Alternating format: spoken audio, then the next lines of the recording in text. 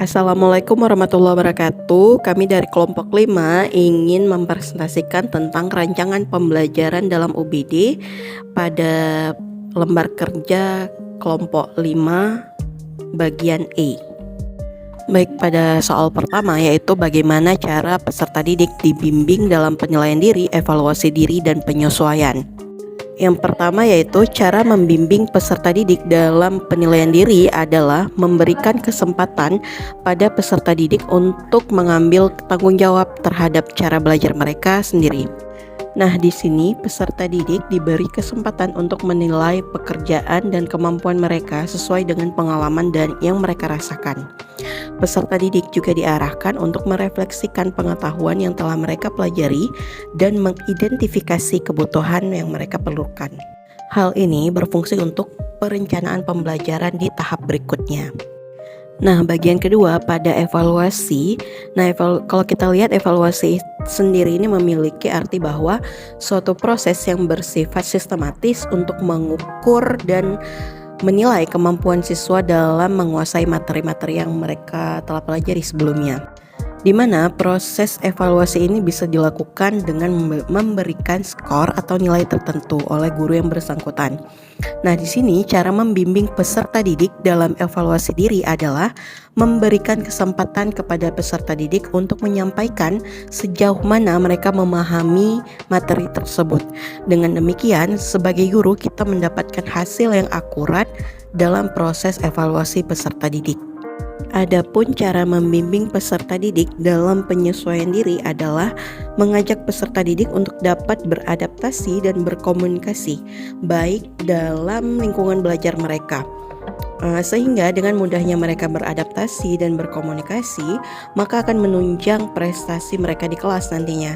Nah, sebagai guru kita juga harus menjadi sahabat bagi peserta didik kita dan membuat berbagai kegiatan yang variatif sehingga memancing mereka untuk beradaptasi dengan lebih cepat di kelasnya. Nah, baik, untuk pertanyaan kedua yaitu bagaimana peserta didik akan terlibat dalam evaluasi diri akhir untuk mengidentifikasi diri, menetapkan tujuan masa depan, dan memiliki semangat belajar. Nah, caranya adalah dengan mengikuti ujian yang diberikan oleh guru. Di dalam ujian tersebut berupa ulangan harian dan ujian tengah semester. Setelah ujian diberikan, peserta didik akan mengetahui nilai ketuntasan yang akan diperoleh, dan guru memberikan alternatif solusi dengan ujian remedial bagi peserta didik yang belum tuntas. Selanjutnya, peserta didik akan mengetahui tingkat kemampuan diri dan mampu untuk menetapkan tujuan masa depan. Nah, contohnya di sini adalah siswa kelas 7 sudah siap belajar di kelas 8 atau siswa kelas 9 sudah siap menentukan sekolah lanjutannya. Dengan mengetahui hasil evaluasi diri tersebut, siswa pasti memiliki tujuan yang akan mereka capai sehingga muncul dorongan semangat untuk terus belajar.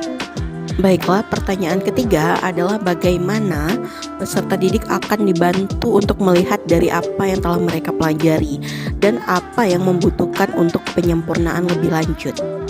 Di sini, peserta didik dibantu untuk melihat dari apa yang telah mereka pelajari dengan mengukur bagaimana pemahaman peserta didik dalam mempelajari suatu materi dengan melakukan evaluasi atau di sini disebut dengan ujian akhir.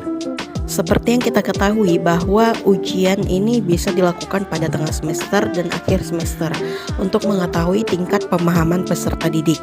Nah, kemudian jika ada peserta didik yang memperoleh hasil tersebut kurang maksimal dari ujian yang telah dilakukan, maka akan dilakukan penyempurnaan lebih lanjut dengan melakukan remedial, atau guru bisa melakukan pemahaman lebih lanjut pada materi-materi yang belum dipahami oleh peserta didik.